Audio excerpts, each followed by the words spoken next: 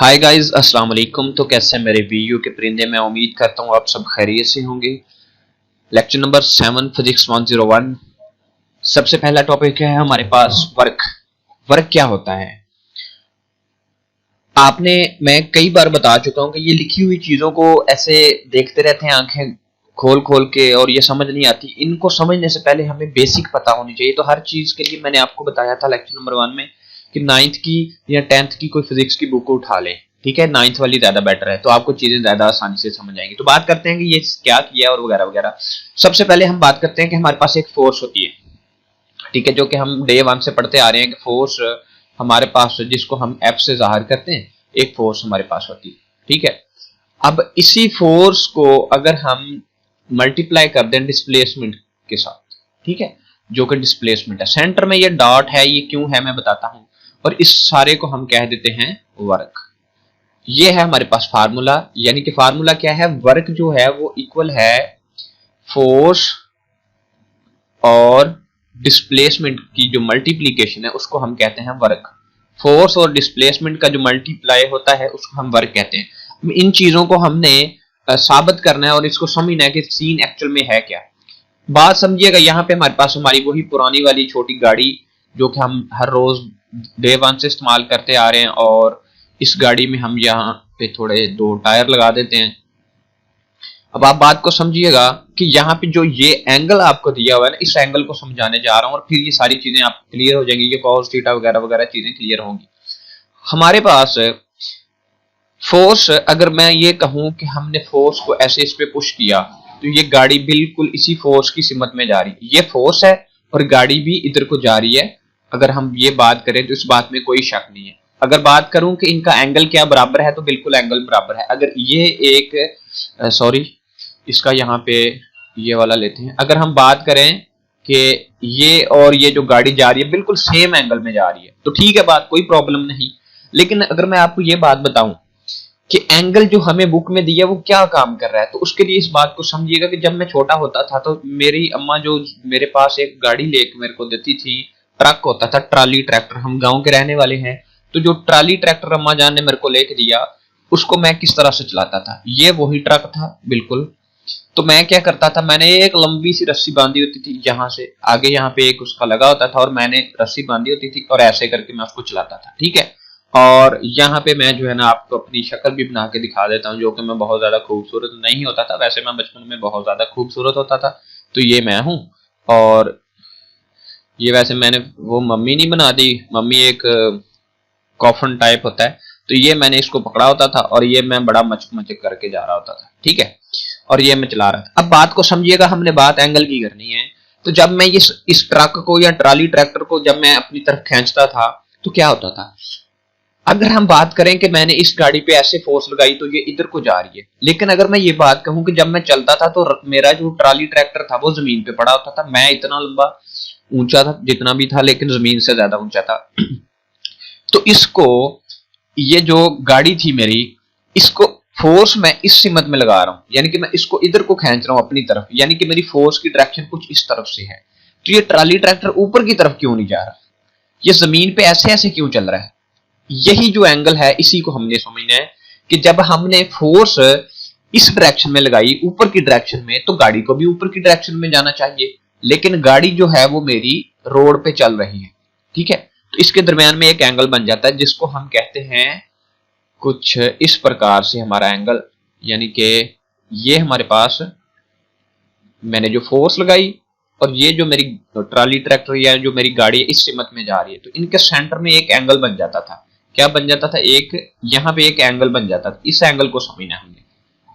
अब सबसे पहले हम ये समझ लें कि ये जो इतना सा प्रोसेस है जो इस तरफ को जा रहा है, ये डायरेक्शन थी मेरी गाड़ी की। ये वाली क्या थी? डायरेक्शन, डिस्प्लेसमेंट या डिस्टेंस जो भी था। यहाँ पे एक थीटा एंगल बन जाता था। ठीक है, एंगल बन रहा है फोर्स के और डिस्प्लेसमेंट के सेंटर में एक एंगल बन रहा है। और ये क्या थी जो ऊपर की तरफ लग रही है? ये मेरी फोर्स थी। ठीक है, ये हमारी फोर्स है। अच्छा यार, अगर आपने चैनल को लाइक नहीं किया तो लाइक कर दें। अगर आप लाइक नहीं करते मेरे को मजा नहीं आता पढ़ाने का ना। पिछली वीडियो मैंने अपलोड की, उस पर आपने लाइक नहीं किया। आप बहुत यार बुरे वाले बंदे हैं, लाइक नहीं करते। अब देखो मैं इतना मजे से पढ़ा रहा हूँ और आप एक वीडियो को 1 सेकंड रोक के लाइक नहीं कर सकते। पैसे लगते हैं क्या आपके? नहीं लगते तो फिर लाइक करें। अच्छा जी, बात कर रहे हैं हम कि फोर्स जो है हमारी इस डायरेक्शन में और ये जो इस डायरेक्शन में, यही चीज उन्होंने आपको ये बना के दी है कि ये डायरेक्शन है आपकी और ये फोर्स है, ठीक है, और ये सेंटर में एंगल बन रहा है। अब हम आगे समझेंगे कि ये एंगल का क्या काम है हमारे। तो अगर आप इजाजत दें तो मैं इतना सा हिस्सा खाली करने के लिए इतना सा पोर्शन डिलीट कर रहा हूं, यानी कि मैंने अपना आप डिलीट कर दिया। अब हमारे पास जो फार्मूला एक्चुअल में होता है वर्क का, वो कुछ इस तरह से होता है, work is equal to force, और फोर्स के साथ हमारा बनता है एंगल, जिसको हम कहते हैं कॉज, और साथ में इसको मैं मैथ टाइप पे आपको टाइप करके देता हूं ताकि आपको ज्यादा बेहतरीन तरीके से बात की समझ आ जाए और हम इसको अच्छे से कवर अप कर लें। और ये मैथ टाइप जो है क्रैक वर्जन है मेरे पास। अगर आपका मैथ 15-30 दिन के बाद वो खामोश हो जाता है तो आपको चाहिए कि एक क्रैक वर्जन जो है वो डाउनलोड कर लें।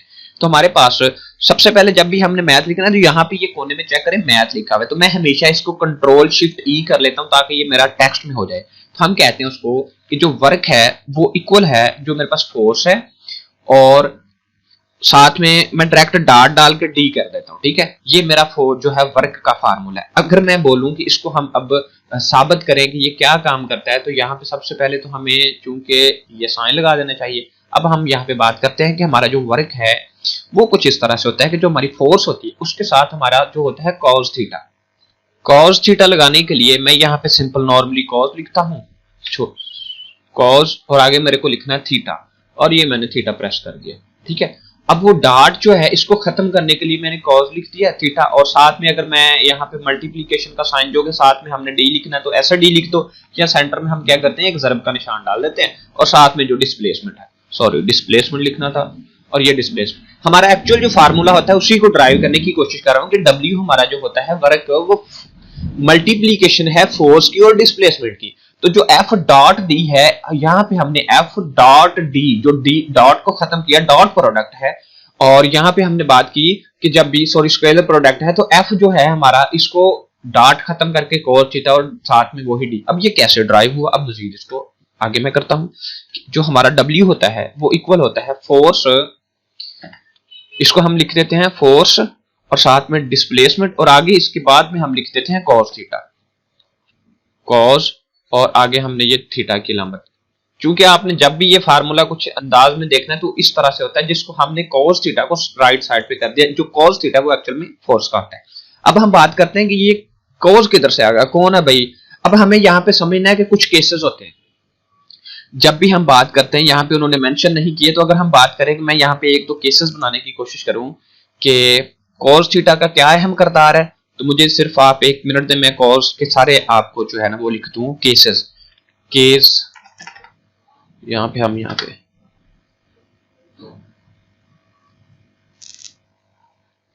केस हमने 1 2 3 4 केस कर दिए। अब जो पहले मैं आपको इस केस को समझाने से पहले वो एंगल समझा दूंगी, ये कॉस थीटा क्यों आया।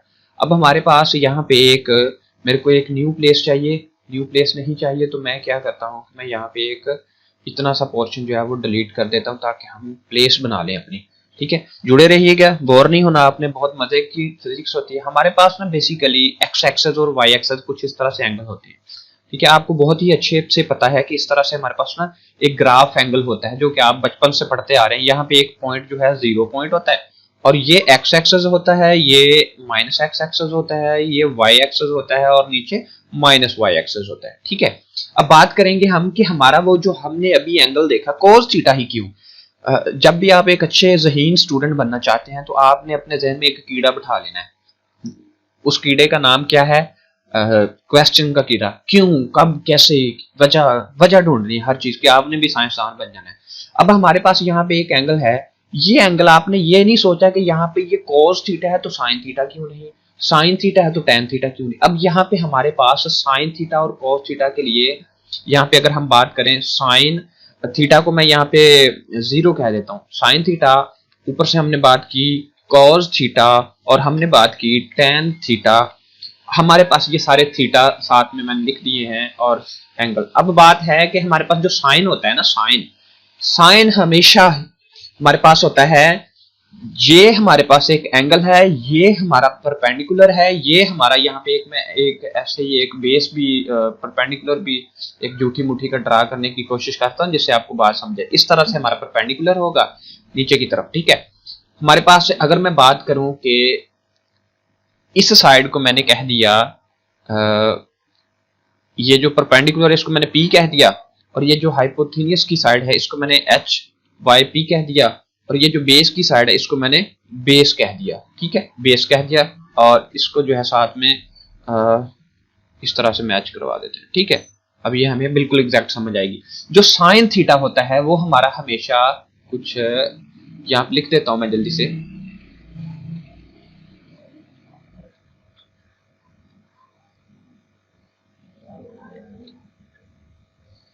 साइन थीटा हमारा जो होता है वो परपेंडिकुलर ओवर हाइपोथेनियस होता है। ठीक है, तो हमारे पास यहाँ पे हमने ये वाली साइड तो लेनी नहीं है, ये भी नहीं लेनी, तो यहाँ पे सॉरी ये वाली साइड नहीं लेनी, ये वाली साइड लेनी है। तो इसका मतलब है साइन का तो एंगल नहीं बन रहा, हमें जो साइड लेनी है वो ये वाली है, यानी कि बेस की साइड लेनी है हमने, और हमने ये वाली साइड लेनी है, क्योंकि एंगल हमारा इन दो चीजों के दरमियान बन रहा है, हाइपोथेनियस के और बेस के। और जो हमारे पास कॉज है इसके सेंटर में, ये साइन का है इतना सा हिस्सा, ये जो इतना सा हिस्सा ये साइन है। अगर हम कोज की बात करें तो कोज हमारा एग्जैक्ट एंगल बनाता है, जो कि हमारा होता है जो बेस है और बेस ओवर हमारा हाइपोथेनियस होता है। ठीक है, इसलिए यहाँ पे कोज आ रहा है, इनके दरमियान में एंगल जो है, जब भी कोई आपके पास एंगल हो तो उसके आपको इसी तरह फार्मूले निकालने आते हो, तो यहाँ पे साइन नहीं आएगा, टैन नहीं आएगा, कोज आएगा। ठीक है, जब कोज आता है तो उसके अंदर अब वो क्या अहम काम करते हैं, ये जो केसेस हैं ये किस तरह से, अब वो कहता है हमारे पास है केस वन। अब केस वन को समझिएगा, केस वन के अगर अंदर मैं आपको ये बात कह दूं कि जो हमारे पास थीटा होता है उसको मैं यहाँ पे ही लिख लाता हूं ताकि आपको बात समझ आ जाए। यहाँ पे हम बात करते हैं कि जो हमारे पास अगर इफ मैं यहाँ पे टाइप कर देता हूं ताकि टाइम बच जाए जी। यहाँ पे मैंने चारों केसेस लिख दिए, यहाँ पे मैंने ऐड भी कर दिए। ये देखिए केस वन, अगर हमारे पास थीटा 90 से लेस है तो हमारा जो वर्क है वो पॉजिटिव रहेगा, यानी कि अब थीटा माशाल्लाह कुछ मेरे जैसे ज़हीन व फतीन जिनको ये भी नहीं पता होगा कि एंगल अब क्या होते हैं, जो कि मैं यहाँ पे बता रहा हूँ।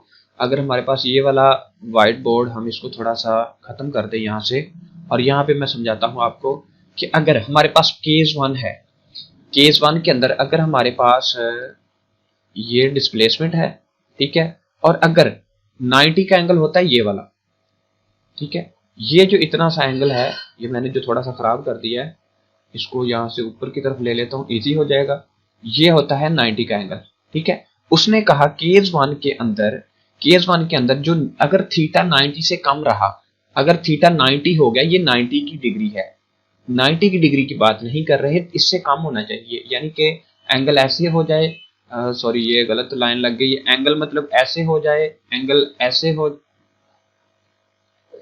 एंगल ही नहीं बन रहे, एंगल ऐसे हो जाए, एंगल कुछ भी हो, और एंगल मतलब यहां तक किसी भी साइड से, लेकिन थीटा 90 से कम हो, यानी कि ये वाली जो हमारी एग्जैक्ट है, अगर हमारा एंगल 90 से कम रहा तो वो पॉजिटिव रहेगा। अब ये कैसे पॉजिटिव रहेगा, आपने क्या करना है कि फोर्स को और डी को छोड़ देना है, जो कोस है ये थीटा की जगह पे आपने वैल्यू लगानी है। मिसाल के तौर पे अगर हम कैलकुलेटर की बात करें तो कोस 90 से कम आप ले लो, कोस 80 ले लो, क्या ले लो, कोस 80 ले लो, कुछ भी वैल्यू, किधर चला गया हमारा कैलकुलेटर। अगर हम बात करें कि साइंटिफिक कैलकुलेटर ले लेते हैं हम यहाँ पे, अगर हम बात करें कि कॉज हमारा किधर चला गया भैया, कॉज ट्रिग्नोमेट्री की ये फंक्शन है, इसके अंदर हमने बात की कॉज 90 नहीं लेना, 90 से नीचे आप कॉज 60 ले लो, कॉज 60 की वैल्यू चेक कर लो, 1 है, तो 1 मल्टीप्लाई होगा तो पॉजिटिव वर्क आएगा। मतलब क्या कि अगर इसके अंदर हम 1 वैल्यू ऐड करेंगे तो सारा आंसर हमारा जो है एफ डी मतलब वर्क पॉजिटिव रहेगा। अगर आप इसमें 90 से नीचे नहीं रहते, आप 90 से ऊपर जाते हैं, तो अगर हम बात करें कि कॉज की वैल्यू ले लो, यहां से कॉज 90 पुट करके देखो, दूसरे केस में कॉज 90 पुट करोगे, आंसर चेक करो, यहाँ पे इसको क्लियर करता हूं दोबारा, कॉज हमारे पास यहाँ पे कॉज 90 यहाँ पे हम पुट किया, आंसर हमारे पास है 1। इट्स मीन कि जब हम कॉज इसमें रहते हैं 90 से नीचे या 90 तक तो हमारा पॉजिटिव वर्क है, लेकिन अगर हम इसको इंक्रीज करते हैं, इस केस में देखिएगा अगर हमारा थीटा लेस देन है 90 से, ठीक है, तो हमारा वर्क पॉजिटिव रहेगा। अगर हमारा जो थीटा है वो 90 से ज्यादा हो जाए, अगर हमारा थीटा 90 से ज्यादा हो जाए, तो मैं क्या करता हूँ कि थीटा को अब क्या कर रहा हूँ यहाँ पे कि कॉज लिया मैंने, इसको पहले क्लियर करता हूँ, मैंने कॉज लिया, यहाँ पे कॉज लिया, अब 90 से ज्यादा कितना कर देता हूँ मैं, 100 कर देता हूँ, यानी कि एंगल कितना मेरा 100, अब मेरा 100 एंगल है, ठीक है। तो हमारे पास यहाँ पे आंसर जो है वो गलत आ गया है, आंसर गलत आ गया। मैं कैलकुलेटर ही अपना ले लेता हूँ, ये कंप्यूटर के कैलकुलेटर बहुत ज्यादा तंग करते हैं मुझे। मैं आपको यहाँ पे इसकी वैल्यू निकाल के देता हूँ ताकि हमें इजीली समझ आ जाए। जस्ट 1 मिनट, मेरा कैलकुलेटर जी। कॉज हमने लेना है 100 जो कि 90 से ज्यादा होता है, तो इसका आंसर माइनस में आ रहा है, इट्स मीन, ठीक है। ये जो कैलकुलेटर है इसने हमें नई वैल्यू ठीक दी, इस वजह से कंफ्यूजन हो जाती है। यहाँ पे अगर हमारी वैल्यू थीटा 90 से ज्यादा हो, 100 हो, 100 से अबव हो, 160 हो, चलो जी मैं कैलकुलेटर पे अब ये आपको नजर तो नहीं आ रहा, मैं निकाल रहा हूँ कोस 160 का एंगल ले रहा हूँ मैं, ठीक है। डिस्प्लेसमेंट और फोर्स के दरमियान 160 का एंगल मैंने लिया, तो हमारा जो आंसर है वो -0.93, मतलब कि नेगेटिव वर्क हो रहा है हमारा, जो कि यहाँ पे मैंने लिखा है। अगर आप 180 से नीचे तक रहेंगे और 90 से ज्यादा तक जाएंगे तो नेगेटिव वर्क आएगा, ठीक है। वैल्यू पुट करनी है आपने कोस की। अगर आपका थीटा जो है वो बिल्कुल 90 के इक्वल है, बिल्कुल 90 के इक्वल, जो कि उसने हमें पहले कंप्यूटर के कैलकुलेटर ने गलत करवा दिया, तो मैं कंफ्यूज हो गया था कि हमारे पास कोस 90 की वैल्यू जो है बिल्कुल अगर 90 पे वर्क होगा तो आंसर आता है 0। कोस 90 जब भी यहाँ पे पुट करोगे 0 वैल्यू, तो सब वर्क 0 हो जाएगा। अब इसकी एग्जांपल कैसे ले लेते हैं, मिसाल के तौर पे यहाँ पे मेरे पास ये एक बाल्टी है पानी वाली, ठीक है। इसके अंदर एक जो थोड़ा सा जो है ना वो पानी है, ये पानी है इसके अंदर, ठीक है। अब यहाँ पे मैंने जो फोर्स जो है मेरी वो कुछ इस डायरेक्शन में है, इस डायरेक्शन में बिल्कुल 90 पे, ठीक। और मेरी डिस्प्लेसमेंट जो है मैं इस साइड पे कवर नहीं करता, मतलब कि ये डिस्प्लेसमेंट है, ये डिस्प्लेसमेंट। अब इस पे मैंने क्या किया, इस फोर्स को मैंने ऊपर की तरफ उठा लिया, यानी कि बाल्टी को मैंने पकड़ा और ऊपर की तरफ उठा लिया, यानी कि इस तरफ को नहीं उठाया मैंने, ऊपर की तरफ उठा लिया। इसका मतलब है कि जो हमारा एंगल है वो 90 डिग्री हो गया। इसका मतलब है जब आप बाल्टी को ऊपर की तरफ उठाते हैं हम, ऊपर की तरफ, तो हमारी एनर्जी तो लगती है, ठीक है, ताकत तो लगती है, लेकिन वर्क कोई नहीं हम करते। वर्क तब होता है जब बाल्टी को उठा के यहाँ से यहाँ तक ले जाए, तो वो होता है काम करना। ऊपर की तरफ उठा देना कोई काम नहीं है, वो कहता है कि आपका वर्क नहीं है, इसको वर्क नहीं माना जाता। इसी तरह अगर आपका थीटा 0 के इक्वल हो जाए तो वर्क इज मैक्सिमम, यानी कि अगर आपका थीटा बिल्कुल 0 के एंगल पे हो जाए तो आपका वर्क जो है, ये केस बहुत ज्यादा जरूरी है, आपको पता होना चाहिए। उसके बाद मैं इसको स्पीड लगवाता हूँ आपको, ताकि बात क्लियर हो जाए हमारी, कि टाइम कम हो जाए हमारा और ज्यादा से ज्यादा पढ़ लिया जाए। इसी अगर इसकी तफसीलों में जाते हैं तो बहुत वीडियो लंबी हो जाती है और मेरे को वो अपलोड करते करते शाम लग जाती है। Work is the scalar, it is the magnitude but no direction. अब वर्क स्केलर क्यों है, हमने पीछे पढ़ा था जो वेक्टर वैल्यूज होती हैं उनका कोई ना कोई मैग्नीट्यूड भी होता है, उनकी डायरेक्शन भी होती है, उनको हम कहते हैं वेक्टर क्वांटिटी। लेकिन हमारे पास जो वर्क है ये स्केलर क्यों है, क्योंकि इसके पास सिर्फ मैग्नीट्यूड है और लेकिन साथ में इसकी कोई डायरेक्शन नहीं, इसलिए ये स्केलर है। और स्केलर के अंदर हमने डांट दिया होता है। वर्क हैज डिमेंशन, वर्क की जो डिमेंशन है हमने लेक्चर नंबर 1 में पढ़ ली थी, ये आपने खुद निकाल लिए। जैसे कि जो हमारे पास फोर्स है, एफ और डी का मल्टीप्लीकेशन होता है ना, तो आपने एफ के एंगल लगाने और उसके बाद आपने अगर नहीं समझ आई तो कमेंट बॉक्स में पूछिएगा। उसके बाद work has 1 newton multiply 1 metre. अब वर्क का जो हमारे पास बेसिकली जो यूनिट होता है, जो हम जिसको जॉल कहते हैं, आपको वो एक शॉर्ट क्वेश्चन दे सकता है, वो पूछ लेगा आपसे कि व्हाट इज द 1 जॉल, और वो पूछ लेगा व्हाट इज द वर्क, ठीक है, दोनों की। अगर हम बात करें कि 1 जॉल क्या होता है, when 1 जॉल, what is 1 जॉल, when 1 Newton force act on the body, जब हमारे पास 1 न्यूटन की फोर्स जो एफ होता है, 1 न्यूटन की force act on the body and the body moves या कवर करती है डिस्टेंस ऑफ द 1 मीटर। अगर 1 न्यूटन की फोर्स लगे और हमारे पास ये सिर्फ 1 मीटर का फासला तय करे, जैसे कि हमने पीछे न्यूटन की फोर्स न्यूटन का पढ़ा था, 1 न्यूटन पढ़ा था, इसी तरह 1 जॉल की बात कर रहा है कि 1 न्यूटन फोर्स लगे और 1 मीटर ये डिस्टेंस कवर करे, तो इस वर्क को, ये वर्क की जो मकदार है, इसको 1 जॉल कहा जाएगा, ठीक है। उसके बाद बात करते हैं सपोज लिफ्ट। यहाँ पे उसने एक छोटा सा न्यूमेरिकल दे दिया, बहुत ज्यादा आसानी है, आपने खुद सॉल्व करना, मैं हल्का सा बता देता हूँ जाते जाते। यहाँ पे क्या किया उसने लिया कि 20 किलोग्राम का एक उसने ले लिया है मास, उसके बाद उसकी डिस्टेंस 2 मीटर है, ठीक है। उसके बाद उसने बोला, उसने खुद ही इसको सोल्व कर दिया, उसने बोला 20 किलोग्राम का जो है हमारे पास एक मास है, उस पे जो फोर्स वर्क कर रही है वो 9.8 यानी कि न्यूटन ग्रेविटी वाली फोर्स जो हमारी वर्क कर रही है, और 2 मीटर वो डिस्टेंस कवर करता है। इन सबको उसने आपस में मल्टीप्लाई किया और 390 जो ये आपका कर दिया उसने। अब यहाँ पे हम बात करते हैं कि ये क्या किया उसने। मैं अब थोड़ा सा इसको शॉर्ट करता हूँ, मैं पढ़ाते पढ़ाते कहाँ निकल जाता हूँ और फिर वो बाद में वीडियो नुकसान का बायस बन जाती है। तो हम बात करते हैं हमारे पास ये क्या है। सबसे पहले इसको समझने के लिए यहाँ पे मैं एक चीज क्लियर करता हूँ ताकि आपको समझ आ जाए। यहाँ पे मैं इसको करता हूँ। इससे पहले बात जो हमने करनी है ना, ये वाली करनी है कि ये क्या किया उसने। इसको समझिएगा कि हमारे पास जैसे हमारे पास फोर्स होती थी ना, फोर्स, जैसे कि हमने ओरिजिनल फोर्स को हमने बोला था कि वो हमारी F1 और प्लस F2 और प्लस F3 और प्लस इसी तरह सो ऑन हमने किया था, जैसे सारी फोर्सेस को जमा किया था। इसी तरह हम बात करते हैं कि जो हमारा वर्क है, जो हमारा वर्क है वो कैसे होता है। वर्क भी हमारा वर्क 1 प्लस हमारा work work plus work plus work plus work plus work plus work work work कर देते हैं और सेंटर में इनके थोड़ा प्लस प्लस डाल देते हैं ताकि बात समझ आ जाए हमें कि हमने करना क्या है। और यहाँ पे जो 1 है ये हमारे पास 2 है, ये हमारे पास 3 है, ये हमारे पास 4 है, ये हमारे पास 5 है, और ऐसे मतलब सारे वर्क जमा किए जाते हैं।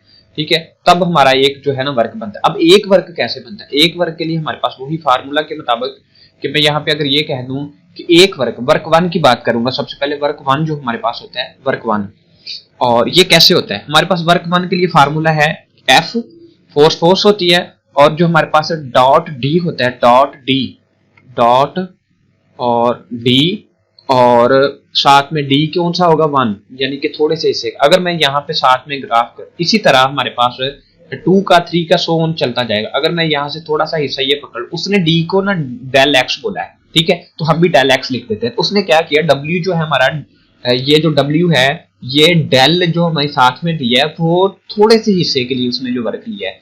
तो इसको यहाँ से मैं ज्यादा अच्छे से क्लियर कर पाऊंगा ताकि बात जल्दी समझ आ जाए कि हमारे पास जो ये जो ग्राफ उसने बना के हमें दिया है ना, ग्राफ ये वाला, उसने यहाँ पे जो डी है ना उसको उसने एक्स लिखा है। ठीक है, तो आपने डी को डेल एक्स समझ लो या जो भी समझ लो। उसने जो थोड़े से हिस्से से, इतने से हिस्से का जो उसने लिया है, फिर इतने से हिस्से का, फिर इतने से हिस्से का, यानी कि फोर्स जो लिया है, यानी कि ये वाला जो ग्राफ उसने बनाया है, ऊपर की तरफ फोर्स है, इस तरफ उसकी डिस्टेंस है। अब उसने लिया क्या, उसने सबसे पहले किया कि जो हमारा वर्क 1 था वो इस तरह से है, फिर उसने लिया वर्क 2 जो था हमारा, वो क्या था हमारा एफ और डॉट D2, डी को उसने ना डेल एक्स लिखा, मैं भी डेल एक्स लिख देता हूं तो आगे आपको समझ आ जाए। डेल एक्स लिखा है, ठीक है, और x2 लिखा, फिर इसी तरह उसने करता गया, तो ये वर्क 1 वर्क 2, फिर सबको जमा कर लिया, सबको जमा करके उसने ये सो जमा करता गया, और डेल एन यानी कि एन तक लामहदूद जो उसने कर दिया ना, यानी कि एक से ज्यादा एन तक उसने ये वैल्यू ले ली है और उसको लिखा। उसके बाद यहाँ पे हम क्या करते हैं कि यहाँ पे भी इसको ऐसे कर देते हैं, और ताकि ये बात मजीद अच्छे तरीके से समझ आ जाए आपको,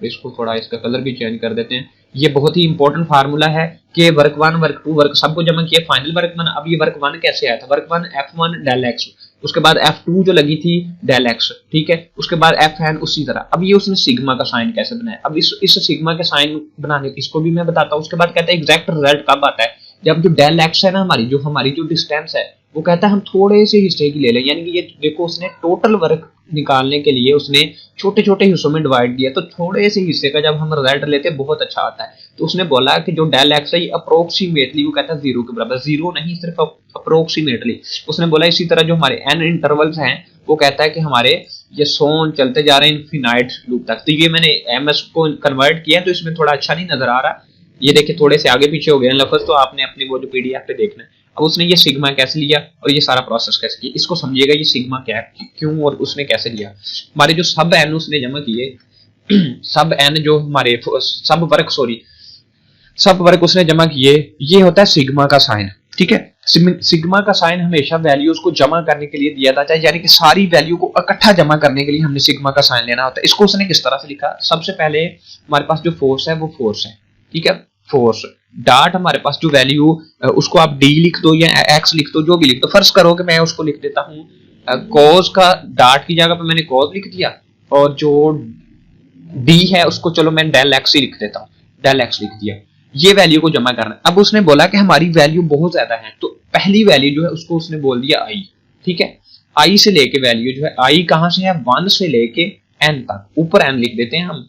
अब आई कहां से है? 1 से लेके एन तक, यानी कि 1 2 3 4 और एन तक वैल्यू को जमा करें। और यहाँ पे क्या करते हैं, हम आई डाल देते हैं कि फोर्स हमारी सारी चीजें जो आई डाल दिया साथ में, ताकि हमें ये अंदाजा हो जाता है, ये फार्मूला कुछ इस तरह से हो जाता है कि जो वर्क है वो टोटल इक्वल है सिग्मा, यानी सारी फोर्सेस का मजमुआ करके I1 से स्टार्ट होकर n तक जा रहा है। n हो सकता है हमारी 7 8 9 जितना भी हमारे वो न्यूमेरिकल में देगा, और ये इसको इस तरह से, यही काम उसने यहाँ पे किया है, यही काम, ठीक है। अब उसने आगे साथ में ये डेल एक्स क्यों लिखा हुआ है, ये डेल जो 0, अब यहाँ पे हम बात करते हैं कि उसने ये जो लिखा है ना डेल एक्स जो है अप्रोक्सीमेटली वो कहता है 0 के बराबर है। उसने यहाँ पे बोला कि जो डेल एक्स है लिमिट लगा दी है, जैसे कि डेरिवेशन के अंदर डेल एक्स उसने बोला अप्रोक्सीमेटली वो कहता है ये 0 के इक्वल नहीं है, 0 को टच कर रहा है, यानी कि थोड़े थोड़े हिस्से के वक्फे लिए उसने, इसलिए उसने बोला कि ये अप्रोक्सीमेटली 0 को टच कर रहा है, यानी कि थोड़े थोड़े हिस्से का फोर्स वर्क लिए, ठीक है, ये बात क्लियर। उसके बाद उसने यहाँ पे एक और क्या किया, ये वाला जो इतना सा पोर्शन, इसको समझिएगा, उसने इसका किया ये है कि उसने ले लिया इंटीग्रल का साइन, इंटीग्रल का साइन, इसको कहते हैं card integral sign of the with respect to x. अब उसने क्यों लिया, अब इसको समझिएगा जरा, वीडियो बहुत ज्यादा लंबी हो रही है और मुझे को टेंशन होने लग जाती है वीडियो लंबी होने लग जाए तो। एक तो मुझे अपलोड करना, ये जो साइन होता है ना ये वाला, ये आपने मैथ के अंदर फर्स्ट ईयर में भी पढ़ा था, इंटीग्रल का साइन है। अब वो कह रहा है कि हमारा जो 0 से लेके n तक, अगर मैं कह दूं मिसाल के तौर पे 0 से लेके n तक, तो जब इसको हम निकालेंगे तो ये है क्या, वर्क के लिए, वर्क के लिए। तो ये भी उसी तरह होता है जैसे हमने ये साइन डाला था ना, इसी तरह ये काम करेगा। ये क्या करेगा, सबसे पहले जब हम इसका निकालते हैं इस तरह से हम इसको एक्सपैंड करते हैं, इस तरह से, इस तरह से, ठीक है, 0 से लेके 1 तक का वर्क, ठीक है। अब 1 से लेके 2 तक का वर्क, 2 से लेके 3 तक का वर्क, इस तरह से सो ऑन। ये भी वही तरीका होता है कि मजमूआ लिखने का, उसने इस तरह से लिख दिया कि 0 से लेके n तक, तो वो यहाँ पे उसने ग्राफ में लिया 0 से लेके x तक, तो उसने यहाँ पे 0 से लेके x तक लिख दिया, ये आगे पीछे होगी ये वैल्यू, ठीक है। उसके बाद आपका वर्क क्लियर। उसके बाद यहाँ पे the quantity of the work done by the force constant non constant. अब ये कांस्टेंट और नॉन कांस्टेंट के हवाले से भी वो बात बता रहा है, ये बहुत ज्यादा इंपॉर्टेंट, इसको रीड कीजिएगा। अब यहाँ पे उसने क्या किया, यहाँ पे उसने ये किया है कि हमारा जो इतना सा हिस्सा है पोर्शन ऑफ द कोड,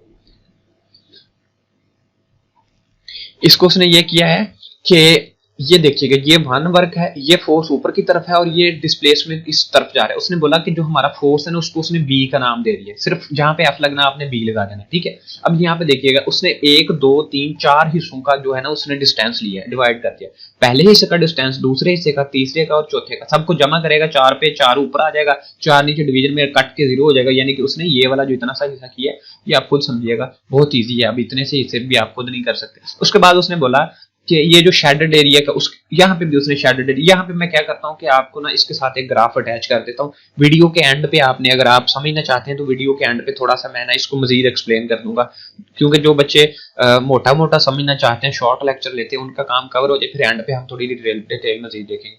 उसके बाद उसने बोला कि यहाँ पे इस पोर्शन नंबर 8 को भी मैं एंड पे कवर करवाऊंगा। यहाँ पे हमारे पास पावर क्या होती है, पावर को समझते हैं हम, यहां पे समझते हैं कि पावर असल में क्या है। जो हमने वर्क निकाला है ना, वर्क जितने टाइम के अंदर हमने मतलब वर्क किया है वो नीचे टाइम लिखो, ठीक है, टाइम लिख दिया नीचे, इसको पावर कहते हैं। अब इसकी डेफिनेशन कुछ इस तरह से है, यहाँ पे अब इसको मैं साथ में लिख देता हूं, डेल वर्क और डेल टाइम, यानी कि यूनिट टाइम, साथ में ये टी लगा दिया, ठीक है। अब इसकी डेफिनेशन होती है power is defined as work done per unit time. क्या, work done per unit time, यानी कि जो पर यूनिट टाइम के अंदर, थोड़े से टाइम के अंदर में जो वर्क हुआ है उसको पावर कहते हैं, ठीक है। उसके बाद इसको दूसरे तरीके से अगर डिफाइन करें तो हम कह सकते हैं the rate of doing work, the rate, यानी कि ये जो नीचे हमने रेट चेंज का मतलब लिखा हुआ है, टाइम को रेट कहते हैं, the rate of doing work is known as power, ठीक है। इसको मैथमेटिकली इसी तरह से लिखा जाता है कि P लिखा जाता है और आगे लिखा जाता है वर्क और नीचे लिखा जाता है T, ठीक है। साथ में पर यूनिट टाइम है तो साथ में डेल्टा का साइन लिख देते हैं। इसको मैथमेटिकली भी हम यहाँ पे कवर कर दिया है और साथ में मैंने इसको यहाँ पे ऐड भी कर दिया है। यहाँ पे इसको इधर से ही कर लेते हैं कि वीडियो जो है शॉर्ट। पावर जो है वर्क जो हमने किया, वर्क डन, टाइम टेकन, थोड़े से टाइम में, इसको लिख दिया पावर, हमने यहाँ पे लिख दिया वर्क। अब ये जो F डॉट डेल एक्स और डेल टी, ये जो वर्क है आपने फिर कंफ्यूज हो जाना है। ये जो वर्क था, हमने पीछे वर्क पढ़ा है ना, वर्क क्या होता है, फोर्स को मल्टीप्लाई किया हमने उसके डिस्टेंस के साथ, तो ये वर्क का था। ऊपर मैंने इसकी जगह पे यही लिख दिया, ठीक है, और नीचे डेल टी लिख दिया। डेल एक्स और del t the rate of change in the velocity, so del x over del t. अब यहाँ पे देखिएगा, हमने पीछे पढ़ा था कि फर्स्ट चैप्टर से हमने पढ़ा था डी यानी कि ऊपर की जो डिस्टेंस होती है, अगर वो टाइम के हिसाब से लेते इसको वेलोसिटी कहते हैं, हम इसको वेलोसिटी कहा था हमने। अगर मैं ये कहूं कि ये जो डेल एक्स है और डेल टी है, इसकी जगह पे मैं वी लिख दूं, तो क्या ये बात मुमकिन है? एफ डॉट वी, तो पावर को इस तरह से भी लिखा जाता है, जो कि उन्होंने आपको ये करके दिया है। बात क्लियर हुई है कि पहले उन्होंने लिखा वर्क टाइम टेकन के अंदर, ये जो मैंने कन्वर्ट किया ना एमएस वर्ड के अंदर, थोड़ा सा आगे पीछे हो गया, यही फार्मूला जो उन्होंने पूरा किया, इसको मैंने यहां से अब क्लियर कर दिया। अब बात क्लियर। उसके बाद आगे उन्होंने क्या किया, यहाँ पे नीचे समझिएगा, नीचे का टोटल पोर्शन कवर करने की कोशिश कर रहे हैं कि सबसे पहले हमें पता होना चाहिए कि हमें third equation of the motion, वो हमने पढ़ी थी, v जो फाइनल वेलोसिटी होती है माइनस इनिशियल वेलोसिटी होती है 2as के, ठीक है। यहाँ पे v जो स्क्वायर है ये फाइनल वेलोसिटी है, और जो u है ये इनिशियल वेलोसिटी। हम पीछे इसका फार्मूला पढ़ते आ रहे हैं, ठीक है। अब जो 2as है, ये जो s है, अगर हम ये कहें कि x2 माइनस x, यानी कि हमने डेल्टा x लेना है ना, x2 माइनस x की जगह पे अगर d लिख दो या s लिख दो, तो ये s की जगह पे मैंने सिर्फ और सिर्फ x2 माइनस x1 लिखा है, ठीक है, यानी कि एवरेज एक्सेलरेशन। ये जो v, ये था v, ठीक है, ये वाला v जो है v फाइनल है, इसकी जगह में मैंने v2 स्क्वायर लिख दिया, और v1 की जगह पे जो u था v1 का स्क्वायर कर दिया, v2 का स्क्वायर v1 का स्क्वायर, और आगे 2a, और ये x2 माइनस x1 जो डिस्टेंस है उसको फिर वापस s लिख दो या d लिख दिया, ठीक है। अब आगे क्या किया, जैसे कि आपकी बुक पे किया वैसे वैसे करवाने की कोशिश कर रहा हूं मैं। आगे क्या किया, ये जो हमें यहाँ से एक्सेलरेशन चाहिए, तो ये जो 2 और d है इसको मैंने बटे में कर दिया, यानी कि ओवर में कर दिया 2, बाकी वैसे का वैसे a यहाँ पे लिख दिया। तो हमें यहाँ पे क्या निकल आया, a। अब a जो है इसके बराबर, हमें पता है कि फार्मूला होता है F इक्वल टू ma। तो ये जो w है, ये हमारे पास वर्क जो होता है वो fd होता है, तो ये जो f की जगह पे ma लगा दूं, तो ma तो कोई हर्ज तो नहीं है, d वैसे का वैसे लिख दिया। अब ये जो a है, a की जगह पे ये जो निकाला है वो लगा दो, लगा दिया, ये कट कट किया, m बाहर आ गया, v2 का स्क्वायर आ गया, v1 का स्क्वायर ओवर 2। आगे नेक्स्ट पेज पे आ जाए, m यहाँ पे ये जो m है इसको अंदर मल्टीप्लाई कर दिया दोनों के साथ, m v2 का स्क्वायर m v1 का स्क्वायर, सेंटर में माइनस और 2। अब यहाँ से क्या किया आगे, अब ये माइनस है, दो वैल्यूज है, ये वैल्यू अगर हम अलग करेंगे तो ये जो 2 है इसके बटे में भी आएगा, इसके बटे में भी, तो अलग अलग कर दिया, माइनस का साइन सेंटर में कर दिया। और वो कहता है कि car is initially at rest. अब अगर कार इनिशियली रेस्ट पे थी, यानी कि जो वी आई थी उसकी स्टार्टिंग वाली वेलोसिटी, अगर वो कहता है वो उसकी जीरो है, तो ये यहाँ पे जीरो पुट कर दिया, ये सारी इक्वेशन जीरो हो जाएगी। और इस साइड की जो इक्वेशन है एम वी टू का स्क्वायर ओवर 2, ये हो गया एम वी टू का स्क्वायर ओवर 2 काइनेटिक एनर्जी। अब काइनेटिक एनर्जी क्या है, ये हमने काइनेटिक एनर्जी निकाली है। अब काइनेटिक एनर्जी का फार्मूला भी समझे और इसकी मैं डिफाइन बताता हूं कि क्या किया हमने। यहाँ पे मैं इसको लिख दूं, क्या करूं, चले लिखते नहीं, मैं ऐसे बता देता हूं, नोट कर लें, स्लोली स्लोली बोल देता हूं, आप लिख लें, कागज पेंसिल ले लें। हमारे पास ना असल में एनर्जी के अंदर दो तरह की एनर्जी होती है। हम बात करें एनर्जी, वर्क जब भी होता है एनर्जी होती है, ठीक है, वर्क एक एनर्जी की एक टाइप है। तो हम कहते हैं कि हमारे पास जो एनर्जी होती है वो दो तरह की, या तो हमारे पास काइनेटिक एनर्जी होती है या हमारे पास पोटेंशियल एनर्जी होती है। यहाँ पे ये हमने जो निकाला है ये काइनेटिक एनर्जी है, ठीक है। काइनेटिक एनर्जी होती है energy possessed by a body due to its motion. Body की किसी भी चीज की हरकत करने की वजह से जो एनर्जी उसमें आती है मोशन की वजह से, उसको हम काइनेटिक एनर्जी कहते हैं। उसको हम लिखते हैं कि उसको हम इस तरह से मेंशन करते हैं कि पहले इसको हम खाली करते हैं और यहाँ उसको हम लिखते हैं काइनेटिक एनर्जी। काइनेटिक एनर्जी जो हमारी होती है 1/2 mv का स्क्वायर, ठीक है, ये हमारी होती है काइनेटिक एनर्जी। बहुत ज्यादा इंपॉर्टेंट फार्मूला, ये आपका शॉर्ट लॉन्ग हर चीज में इसने आपको कवर करवाना है, ठीक है। ये होती है आपकी काइनेटिक एनर्जी। तो काइनेटिक एनर्जी कवर आगे क्या है, आगे लेक्चर नंबर 8 हम फिर करेंगे। अब पीछे थोड़ा वापस चलते हैं, आपका लेक्चर डन हो गया। अब पीछे जो चीजें मैंने इसमें ऐड कर दी हैं उसको दोबारा देख लेते हैं। एक न्यूमेरिकल मैंने शॉर्ट में करवाया था और वो भी यहाँ पे मैंने ऐड कर दिया है ऊपर। ये न्यूमेरिकल देखिएगा, ये न्यूमेरिकल आप खुद ही देख लीजिएगा। मैं थोड़ा इसको जरा पिक्चर तो को बड़े अच्छे तरीके से क्लियर करने की कोशिश करता हूँ, ताकि मैंने छोटा इसको करके ऐड किया है। ये एक्चुअल में हमारे जो बच्चे क्लासेस लेते हैं ना उनके लिए ये मैं करवाता हूँ ताकि उनको मजीद अच्छे से समझ आ जाए। ये पहले तो न्यूटन जो जॉल है, जॉल की डेफिनेशन लिखी है, जॉल इज द ड्राइवर। पहले मैंने आपको बताया था, लिख के यहाँ पे पेश कर दिया आपकी खिदमत में, क्योंकि आपने लाइक भी नहीं करना, सब्सक्राइब भी नहीं करना, आपने शेयर भी नहीं करना, क्योंकि आप बहुत ही पक्के लोग हैं। तो जिस दिन हमें गुस्सा आ गया, हम भी बड़े खचे लोग हैं। तो ये M1 जो दिया था जी है, इसको यहाँ पे पुट किया वैल्यू को, इसको खुद कर लीजिएगा। ये जो वैल्यू हमारी निकली है ये मैंने सॉर्ट आउट करके आपको दे दी है। उसके बाद की बात करते हैं कि हमारे पास ये जो काम किया हुआ है ये सारा सिग्मा, ये मैं पहले करवा चुका हूँ आपको, इसलिए मैंने इसको ऐड नहीं किया। अब ये जो इतना सा पोर्शन है ये वाला, इसको ये मैंने यहाँ पे कर दिया कि डिस्टेंस छोटे छोटे हिस्से पे जो टोटल पोर्शन है, ये देखो मैंने 1/1 F1 F2 F3 करवा भी दिया और साथ में ऐड भी कर दिया। जब लिखने बैठे तो बंदा कर ही देता है। A to A यानी कि A to N करवाया था, A to A कर दिया। उसके बाद की बात करते हैं कि नेक्स्ट हम देखते हैं